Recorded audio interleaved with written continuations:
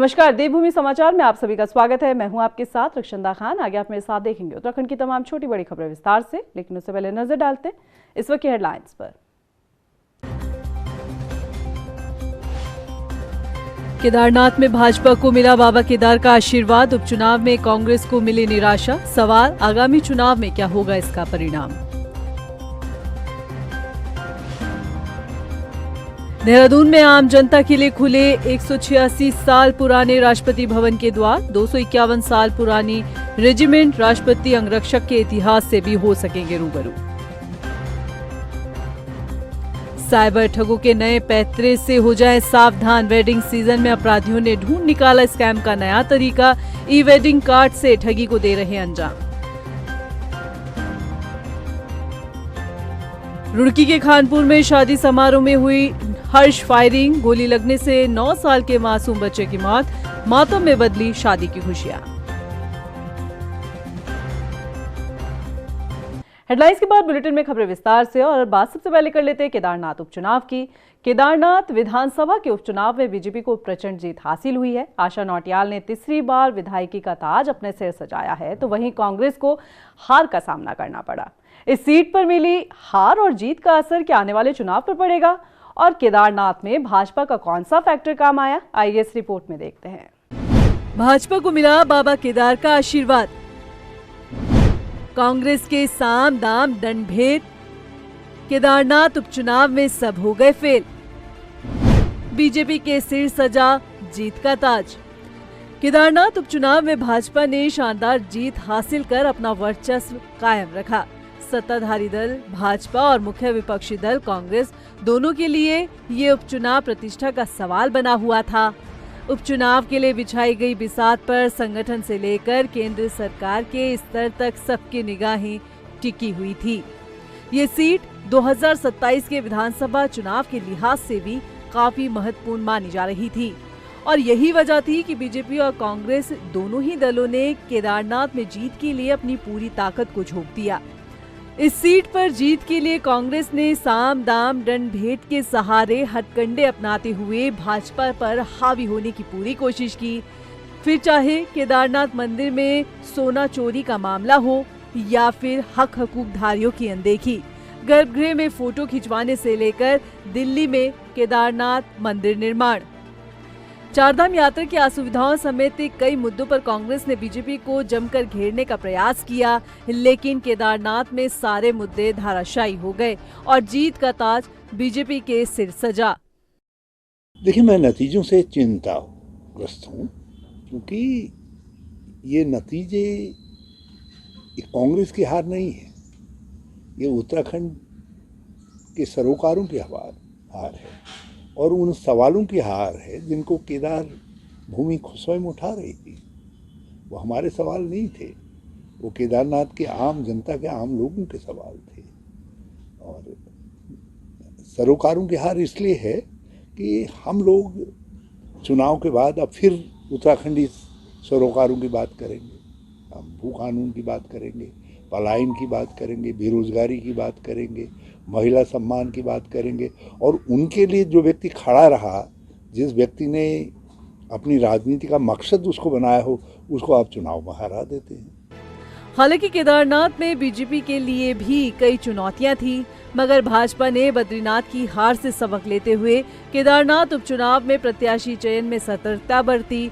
पूर्व विधायक और ग्रामीण क्षेत्र के मतदाताओं, विशेषकर महिलाओं पर पकड़ रखने वाली आशा नौटियाल को प्रत्याशी बनाकर मैदान में उतारा, और केदारनाथ में महिला वोटर्स को साधने वाला फैक्टर भी भाजपा के काम आया है, क्योंकि इस सीट पर 50% से ज्यादा महिला वोटर्स थीं। श्री केदारनाथ विधानसभा क्षेत्र के सभी देवतुल्य मतदाताओं का हृदय से आभार करता हूं, उनको नमन करता हूं कि उन्होंने भारतीय जनता पार्टी की प्रत्याशी आशा नौटियाल जी को अब तक उत्तराखंड राज्य गठन के बाद हुए सभी चुनाव से अधिक मत देकर ऐतिहासिक विजयश्री दी है, अपना आशीर्वाद दिया है। ये जीत हमारे आदरणीय प्रधानमंत्री श्री नरेंद्र मोदी जी की जीत है, जिनके नेतृत्व में 2013 की प्रलय के बाद भव्य केदार और दिव्य केदार का मार्ग प्रशस्त हुआ, वो बनना प्रारंभ हुआ। ये जीत विकास की जीत है। ये हार झूठ और भ्रम फैलाने वाले लोगों की हार है। ये हार सनातन का विरोध करने वालों की हार है। हम मातृशक्ति के बनने वाले उत्पादों को पूरा विश्व स्तरीय बनाने के लिए काम करेंगे कि उनके ब्रांड पूरी देश दुनिया के अंदर जाएं। साइंस सेंटर हम वहाँ जल्दी बनाने वाले हैं। अनेक हमने वहाँ के लिए शासनादेश निकाले हैं, उनको सबको हम धरातल पर निकालेंगे। केदारनाथ में हुई भाजपा की जीत के बाद अब बारी आगामी निकाय और पंचायत चुनाव की है। इस जीत के बाद जहां भाजपा को बूस्टर डोज मिला है, तो वहीं कांग्रेस के लिए फिलहाल राह मुश्किल होने वाली है। ऐसे में देखना ये होगा कि कांग्रेस अपनी चुनावी रणनीति में क्या कुछ बदलाव करती है, ताकि आगामी चुनाव में उसे फायदा मिल सके।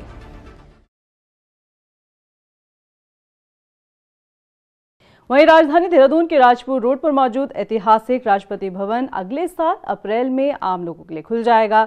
दरअसल राष्ट्रपति द्रौपदी मुर्मू के निर्देश पर केंद्र से आए अधिकारियों ने राजधानी देहरादून पहुंचकर राज्य सरकार के अधिकारियों के साथ बैठक की और इस बैठक में राष्ट्रपति भवन में आम जनता से जुड़ी सुविधाओं को लेकर चर्चा की गई।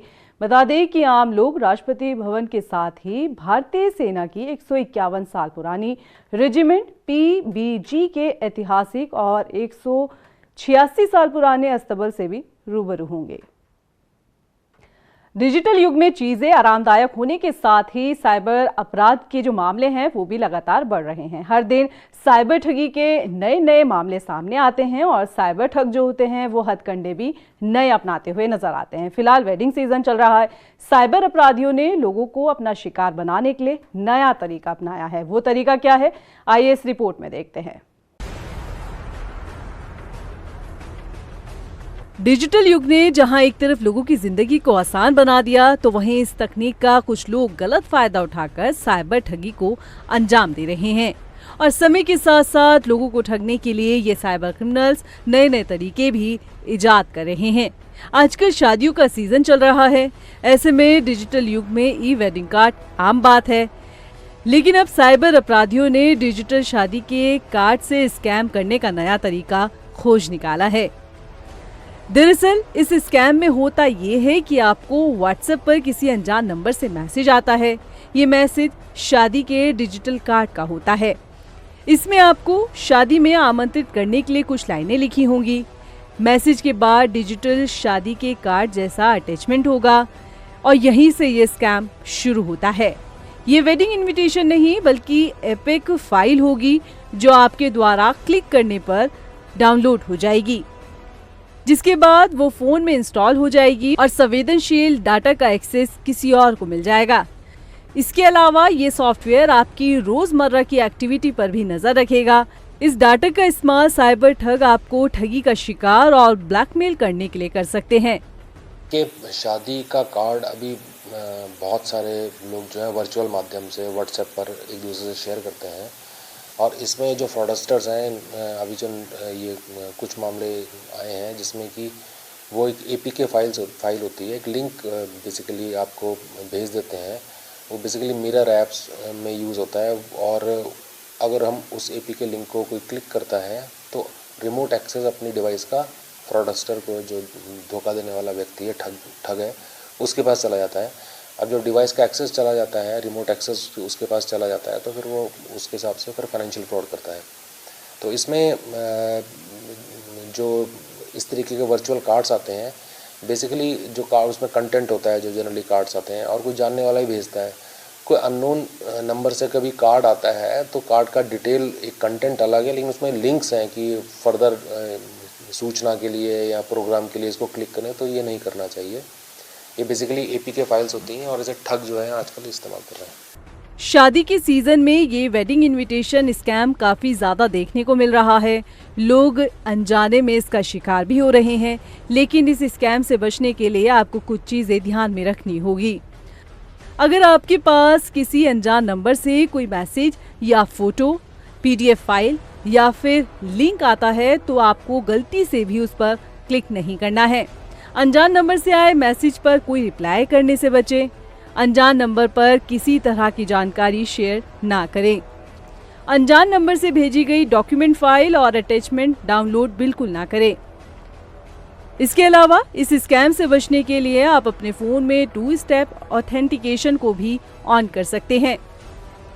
तो कोई निमंत्रण पत्र अगर कोई देगा तो कोई परिचित या रिश्तेदार कोई जानने वाला ही देगा। इसके अतिरिक्त किसी अननोन नंबर से कभी कोई या वर्चुअल नंबर से कभी कोई निमंत्रण पत्र आता है तो निमंत्रण पत्र को ओपन करना अलग है, लेकिन उसमें लिंक्स होते हैं कि लोकेशन की डिटेल, प्रोग्राम की डिटेल, तो लिंक्स वगैरह क्लिक नहीं करने चाहिए अननोन नंबर। ये एक जनरल साइबर हाइजीन है कि कोई भी अननोन नंबर से कोई मेल आता है, कोई SMS आता है या व्हाट्सएप मैसेज आता है, उसमें जो कोई लिंक दिया होता है किसी फर्दर पेज का, तो उसको नहीं क्लिक करना चाहिए। उससे फिर हम जैसे मैंने आपको बताया कि मिरर ऐप्स होती हैं, एक्सेस रिमोटेडली हमारी डिवाइस का दूसरे व्यक्ति को चला जाता है, जिससे कि वो हमारी डिवाइस ऑपरेट करके हमारा फाइनेंशियल नुकसान कर सकता है। साइबर पुलिस द्वारा आम जनता को जागरूक करने का काम किया जाता है, लेकिन साइबर ठग फिर भी भोली भाली जनता को अपने जाल में फंसा रहे हैं। ऐसे में हम भी आपसे अपील करते हैं कि सतर्क रहें, जागरूक रहें और इस स्कैम से बचे रहें। गदरपुर में विधायक अरविंद पांडे ने सड़क निर्माण के कार्यों का उद्घाटन किया। इस मौके पर विधायक ने बताया कि करीब 16 लाख रुपए की लागत से सड़क का निर्माण कराया जा रहा है, जिसका फायदा क्षेत्रवासियों को मिलेगा। इस इलाके में अधिकांश हमारे वो लोग हैं, हमारे भाई बहन हैं जो पहाड़ से पलायन करके आ गए और उनको झूठा प्रलोभन देके कॉलोनी काट के लोग उनको चले गए। ना वहाँ बिजली पहुंची, ना नाली बनी, ना सड़क बनी। लेकिन हमारे अपने लोग हैं और सब लोगों ने डिमांड की थी, तो इनके जनता की डिमांड के क्रम में इस विजयनगर ग्राम सभा में मुझे लगता है कि अब तक मैंने इसी बजट में, इसी वित्तीय वर्ष में 6 किलोमीटर से ज़्यादा सड़कों की स्वीकृति दिला दी है, जिनका टेंडर भी लगभग हो चुका है। रविवार को लोहाघाट डिपो में कर्मचारियों ने सम्मान कार्यक्रम का आयोजन किया, जिसमें 8 नई बसें दिलाए जाने पर विधायक खुशहाल सिंह अधिकारी का सम्मान किया गया। आपको बता दें कि रोडवेज कर्मचारियों ने बताया कि वे काफी वक्त से डिपो में नई बसों की मांग कर रहे थे। उन्होंने कहा कि नए बस आने से यात्रियों को सुविधा होगी। उधर विधायक ने अन्य मूलभूत सुविधाओं के लिए कहा है कि रोडवेज कर्मचारियों की जल्द सभी समस्या दूर होगी। धन्यवाद के पात्र तो यहाँ के जो कर्मचारी हैं, अधिकारी हैं, ये हैं और माननीय मुख्यमंत्री जी हैं। मैं तो एक माध्यम बीच का, क्योंकि आपकी मांग थी, हमारी जनता की मांग थी, जनता की सुविधा को देखते हुए आपने मांग रखी और मैंने माननीय मुख्यमंत्री जी को उस मांग को पहुँचाया। मैं धन्यवाद दूंगा माननीय मुख्यमंत्री जी को, उन्हें गौर किया इस खास बात पर कि वास्तव में इस दिक्कत को उन्होंने देखा, इसके लिए वो बहुत बहुत धन्यवाद के पात्र हैं। और आश्वासन तो मिला था कि भाई कम से कम 20 बसें मिल जाएंगी, फिलहाल उन्हें 12 बसें दी, उनके लिए बहुत बहुत धन्यवाद। लालकुआं में रोडवेज बस स्टैंड को लेकर भाजपा और कांग्रेस के नए नेता आमने सामने आ गए हैं। दरअसल लालकुआं में बस स्टैंड नहीं है, इस वजह से यात्रियों को परेशानियों का सामना करना पड़ रहा है। उधर भाजपा विधायक का कहना है कि बस स्टैंड को लेकर जमीन की काफी कमी है, तो वहीं कांग्रेस कह रही है कि भाजपा सरकार है, लिहाजा सरकार को चाहिए कि कोई बीच का रास्ता निकाला जाए। के लिए हम लोग को जगह नहीं मिल पा रही है और लालकुआं बस अड्डा स्वीकृत है, यहाँ पर बस अड्डा स्वीकृत है, लेकिन जगह न होने की वजह से यहाँ पर नहीं खुल पा रहा है। इसी का विकल्प हम लोगों ने देखा था कि हल्दूचौड़ के पास, हल्दूचौड़ में जो गवर्नमेंट इंटर कॉलेज की जगह है उस पर मैंने बस अड्डा खोलने की बात की है। तो वहां पर अगर वहां भी खुल जाता है तो आसपास की जगह है, तो वहां पर, क्योंकि यहाँ पर लालकुआं में बस अगर रोड पर रुकती है तो जाम लग जाता है। कायदे से तो लालकुआं में जो है बस अड्डे का यहाँ पर एक ट्रांसपोर्ट नगर के आसपास जहाँ भी हो, वन भूमि को लेकर सरकार चाहे तो क्या नहीं कर सकती। सरकार चाहे तो यहाँ पर एक बस अड्डा यहाँ पर बनना चाहिए, क्योंकि लालकुआं भी जो है इतनी बड़ी फैक्ट्रियाँ यहाँ पर है, सेंचुरी मिल यहाँ पर है और सिडकुल भी बहुत नज़दीक यहाँ से है। यहाँ सिडकुल के बहुत बच्चे यहाँ से नौकरी करने वहाँ जाते हैं।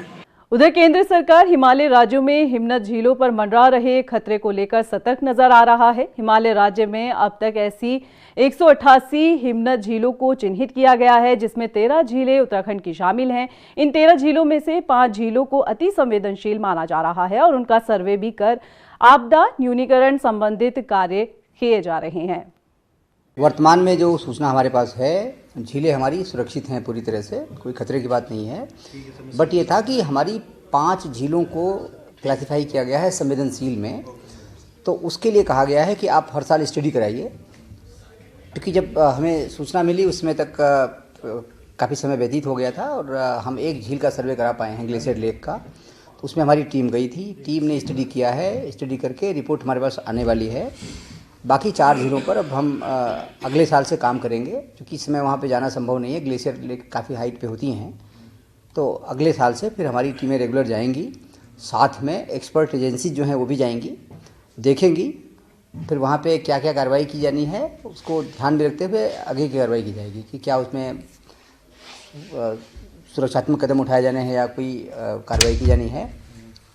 कानपुर के लालचंदवाला गांव में हर्ष फायरिंग के दौरान 9 साल के मासूम की मौत हो गई। दरअसल शादी समारोह के दौरान डीजे पर नाचते वक्त किसी शख्स ने हर्ष फायरिंग की, जिसकी चपेट में मासूम आ गया और पल भर में सारी खुशियां मातम में बदल गई। फिलहाल पुलिस इस पूरे मामले की जांच कर रही है।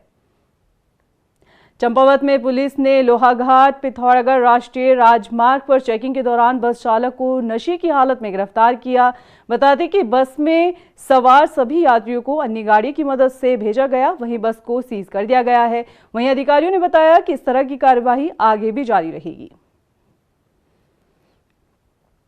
उधर रुड़की के इकबालपुर में निःशुल्क आई कैंप को लगाया गया, जहां पर गांव के करीब 500 से ज्यादा लोगों ने अपनी आंखों की जांच करवाई।